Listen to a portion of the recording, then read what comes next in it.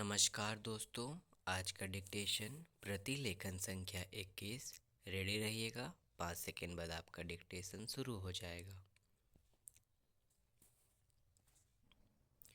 Ready, start.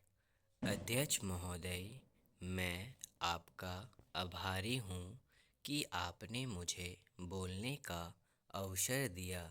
इस देश के वर्तमान भारी संकट के समय में और विशेष रूप से उस समय जबकि हम लड़ाई से अभी निवृत्त हुए हैं और आकाश में लड़ाई के बादल दूसरी तरफ से आने शुरू हुए हैं। हमारे वित्त मंत्री ने जो बजट पेश किया है वे इसके लिए बधाई के पात्र है।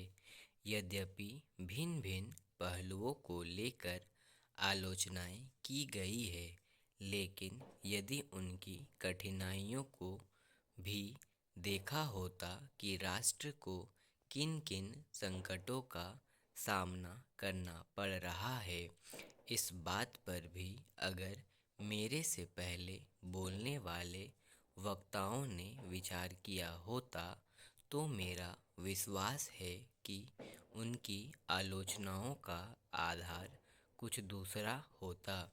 उन्होंने ऐसे कठिन अवसर पर यह एक संतुलित बजट पेश किया है, उसके लिए मैं उन्हें बार बार बधाई देता हूँ।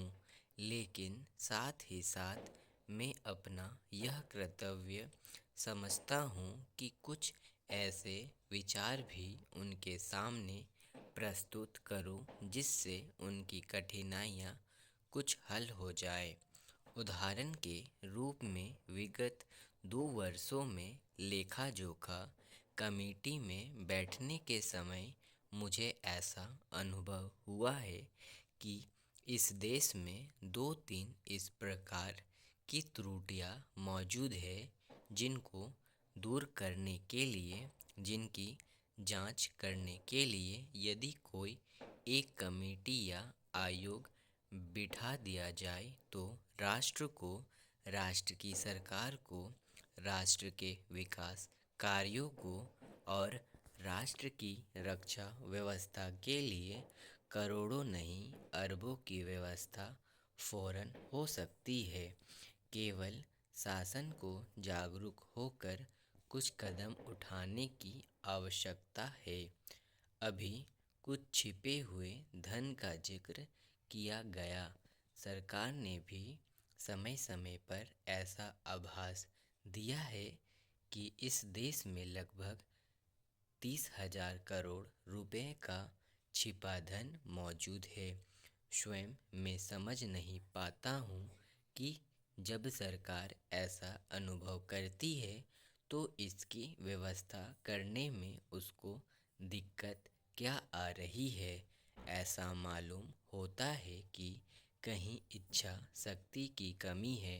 भारत की इस सरकार ने अपनी शक्ति का ठीक से उपयोग करके उस दुश्मन के दांत खट्टे किए जिसके की ऊपर विश्व की शक्तिशाली और इंग्लैंड जैसी शक्तियों का अटूट सहारा था और जिसको कि उन्होंने हमारे विरुद्ध उकसाकर खड़ा किया था और अपना पूर्ण सहयोग दिया था। स्टॉप।